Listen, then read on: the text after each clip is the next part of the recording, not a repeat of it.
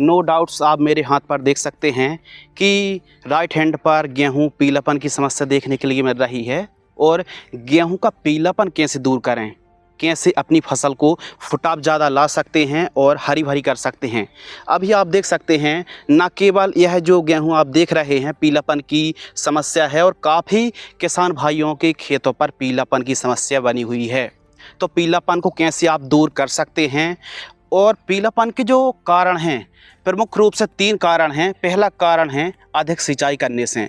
यदि आप ज़्यादा सिंचाई करेंगे और ख़ासकर अभी काफ़ी क्षेत्रों पर, काफ़ी इलाकों पर बरसात हुई है, तो उन इलाकों पर यदि ज़्यादा बरसात हुई है, यदि आपने सिंचाई की है और कहीं डाबरे में या फिर ज़्यादा पानी भरा हुआ है, तो वहाँ पर भी पीलापन की समस्या देखने के लिए मिल रही है। दूसरा प्रमुख कारण है रस चूसक कीट। आपने देखा होगा यदि पीलापन की समस्या है तो आप यदि पौधा को उखाड़ेंगे, जड़ों के पास जड़ों से लगभग 1 इंच ऊपर देखेंगे माहू मोइला या फिर फंगस रस चूसक कीटों का प्रकोप भी है, तो ऐसी कंडीशन पर भी पीलापन की समस्या देखने के लिए मिल सकती है।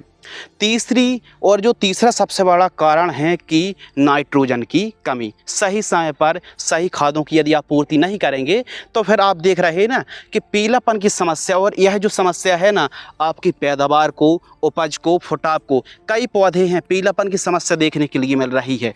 तो आप कैसे पीलापन की समस्या से निजात पा सकते हैं, कैसे पीलापन की समस्या को ख़त्म कर सकते हैं। यदि पीलापन एकदम ख़त्म हो जाएगा तो ज़्यादा फुटाव आएंगे और पैदावार भी काफ़ी अच्छी बढ़ने वाली है।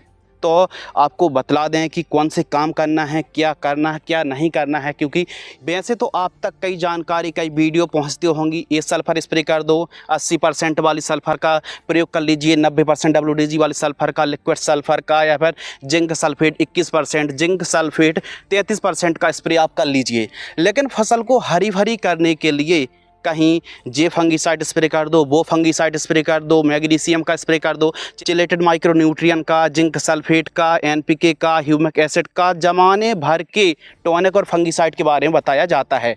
लेकिन दोस्तों आपके लिए बतला दें कि इनका स्प्रे करेंगे तो खर्चे में आप पड़ेंगे। तो सही समय पर आपको सही खादों का, सही उर्वरक का, सही न्यूट्रिएंट, सही पोषक तत्वों की पूर्ति करना बहुत ज़्यादा ज़रूरी है। तो देखिए आपको कुछ भी इस्तेमाल नहीं करना है, इससे लागत बढ़ेगी। तो सबसे पहले कारण के ऊपर बात करते हैं, फिर बात करेंगे इन खादों का प्रयोग करके आप बहुत अच्छे परिणाम और फसल को हरी भरी कर सकते हैं।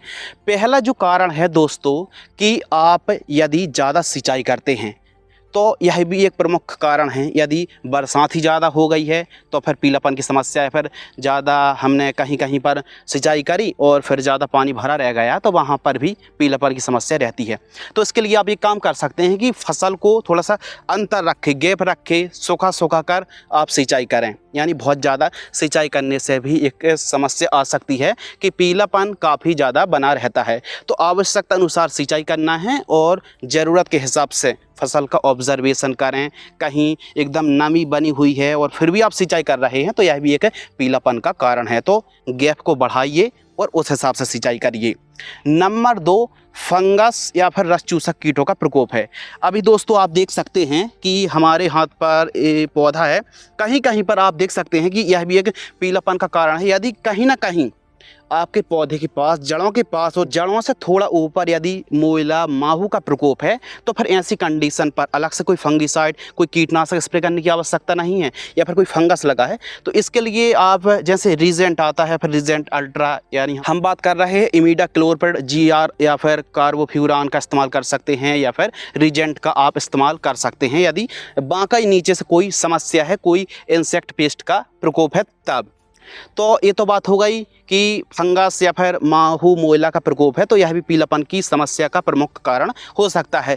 तीसरा सबसे बड़ा कारण है दोस्तों कि आप यूरिया, नाइट्रोजन की हम बात कर रहे हैं कि यूरिया जो उर्वरक खाद है कहीं ना कहीं आप पूर्ति अच्छे से नहीं करेंगे, या फिर जो नाइट्रोजन है, जो खाद है, उसका शेड्यूल। अब कुछ किसान भाई 2 एकड़ गेहूं की फसल पर 2 एकड़ गेहूं में मात्र 50 किलोग्राम DAP खाद का प्रयोग करते हैं। उसे मात्र नाइट्रोजन और फास्फोरस केवल है। तो ऐसे में हम प्रॉपर बुआई के समय प्रॉपर पोषक तत्वों की पूर्ति नहीं करेंगे और फिर सही समय पर नाइट्रोजन की पूर्ति नहीं करेंगे, नाइट्रोजन की कमी के कारण भी पीलापन की समस्या देखने के लिए मिलती है। तो इसके लिए आपको सही समय पर सही उर्वरक खाद का इस्तेमाल करना चाहिए। पहली जो खाद है CRI स्टेज में, जब 21 से लेकर 25 दिन के आसपास की फसल हो तो उस समय पहली खाद आपको प्रयोग करना चाहिए। यदि आपके फसल में, आपके खेत में हल्की भूमि है तो जो यूरिया खाद है उसको आपको छींटा कम मात्रा पर 2-3 खादों के रूप में यूरिया का इस्तेमाल करना चाहिए। लेकिन आपकी भारी भूमि है, काली मिट्टी है, काली दोमट भूमि है, तो फिर जो खादें हैं ना उनको आप 2 या 3 बार में इस्तेमाल कर सकते हैं, क्योंकि जो ब्लैक सॉइल होती है, काली दोमट भूमि होती है, वह पानी को और खाद को ज़्यादा दिन तक पकड़ के रखती है। एज अ कंपेयर हल्की जो भूमि होती है वह जल्दी पानी को धारण कर लेती, सोख लेती है। तो कभी कभी क्या होता है कि नाइट्रोजन जड़ों से बहुत ज़्यादा दूर चली जाती है। तो इसीलिए दोस्तों हल्की भूमि पर नाइट्रोजन को थोड़ा सा पार्ट टू पार्ट, थोड़ा थोड़ा मात्रा पर प्रयोग करना चाहिए। तो नाइट्रोजन का सही समय पर सही प्रयोग आपको करना चाहिए।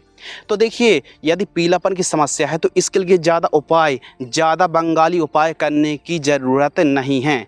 तो इसके लिए पहली खाद पर और दूसरी खाद पर जो आपको काम करना है, पहली खाद पर जिंक सल्फेट 33% वाली लेना है।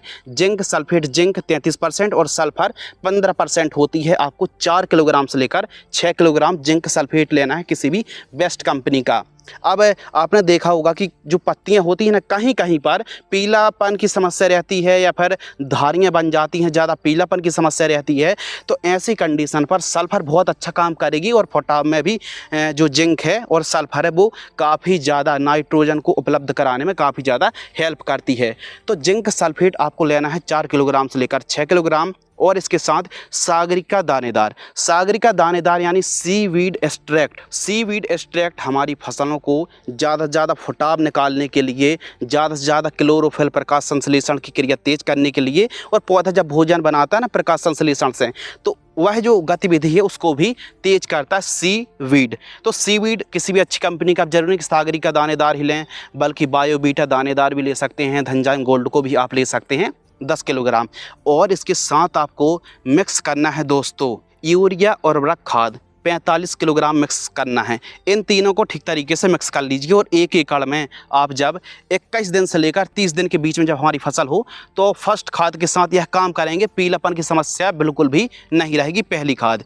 दूसरी खाद पर जब हमारी फसल 45 दिन से लेकर 55 दिन के बीच की हो, 45 से 55 दिन के आसपास की हो, तो इस समय हमको किसी बेस्ट कंपनी का माइक्रो न्यूट्रिएंट फर्टिलाइजर्स लेना है 5 किलोग्राम, जिसमें मॉलिब्डेनम हो, जिंक हो, बोरोन हो, आयरन हो, कॉपर हो, ऐसे पोषक तत्व हों 5 किलोग्राम लेना है।